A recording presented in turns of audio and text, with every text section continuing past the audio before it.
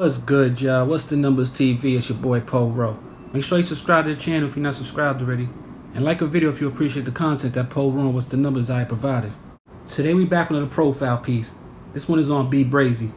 In this video we're going to speak about his childhood growing up in Los Angeles, California, where he would get involved with the gang lifestyle from an early age.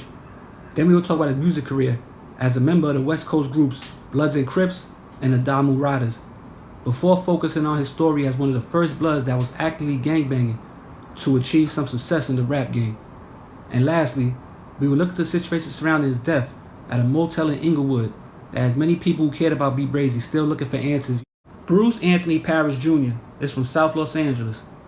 Growing up there in the 80s and 90s, things would get a little crazy sometimes, as the area, like many around the city, was dealing with a growing gang problem. The main African American gang in the area that B Brazy lived in was the Denver Lane Bloods, who controlled a certain area near Imperial and Figueroa Street.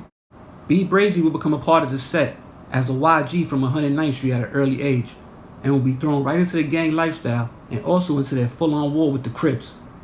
Back then, although it was still some minor flare-ups between certain Blood and Piru sets, for the most part, the Blood alliance was a lot stronger than it is now.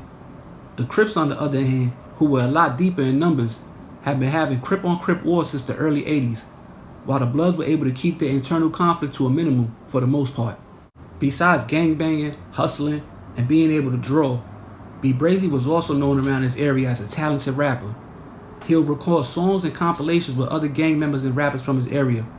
One compilation he was on got into the hands of West Coast independent label owner Alonzo Williams, who released it on his label. The project, titled Flamin', did good enough for B Brazy that he was able to get on the Bangin' on Wax 2 album from Bloods and Crips in 1994. Although it was just one song, his voice and lyrical content stood out to the point that fans were interested to know who B Brazy was.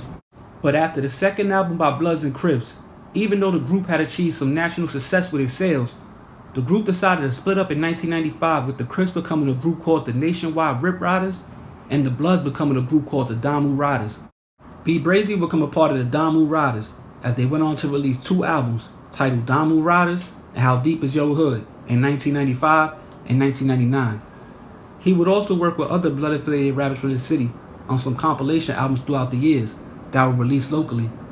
One of his biggest rapper moments of B Brazy's career was when Mac 10, who's looked at as a West Coast legend today, released a song featuring B Brazy named Figueroa Rider on his Ghetto Gutter and Gangsta album. B Brazy, aka Braze the Days, will make his video debut with the song Damu Ride, which was the main single of the album. Although he didn't have the best work ethic, as he was still involved in the streets and closely affiliated with his neighborhood, B Brazy had a star quality about himself, along with his voice on the beat and gangsta image that had the public intrigued to find out more about the rapper. A lot of Bloods from LA accredit the Denver Lanes and B Brazy with making popular the whoop gang call that certain Damus used to communicate. He rapped about it on the track with his big homie G Lin, and often used it as an ad-lib in some of his songs. A lot of younger LA rappers that came up after B Brazy looked up to him, or at least respected what he was doing and the noise he was making in the LA rap scene during the 90s. The future looked bright for B Brazy. He was fresh off the Damu Riders How Deep Is Your Hood album and looked poised to make his way in the West Coast music scene headed into the 2000s. But for some reason unbeknownst to his fans, his music production would slow down considerably over the next few years.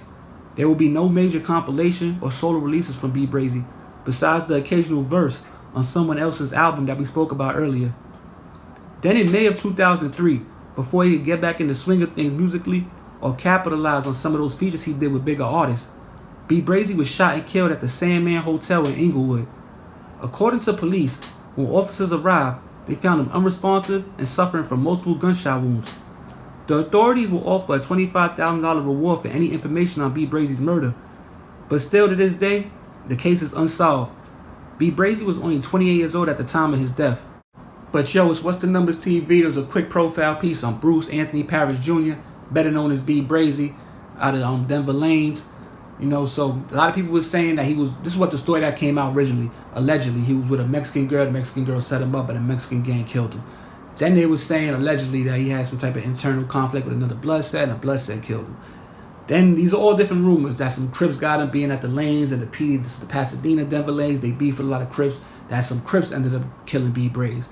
Still to this day, even with the reward, nobody been arrested, no conviction. So these are just rumors, like I said.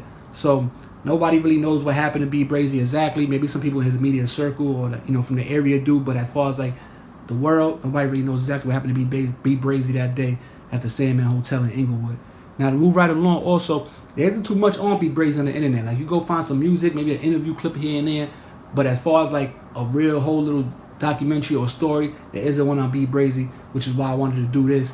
Do a profile piece on them, give people that information all in one spot. You know how we do it with Numbers TV. There is interest in him though, because if you go look on the videos that are up there on YouTube or something, they do got views to show that people are interested to know more about B Brazy. So this is what we're doing with this profile piece. So like I said, rest in peace to B Brazy. You know what I'm saying? We're not gonna ramble on too long in this video. It's a quick video. I just want to mention real quick before we go join the members only. $2.99 a month. We got all the lives that we go live, and I put them private. They're all available for the members only.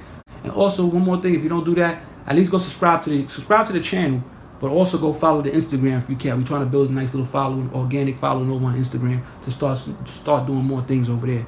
But like I said, man, it's What's the Numbers TV. It's your boy Poro. We back before you know it, man. We out of here. Peace.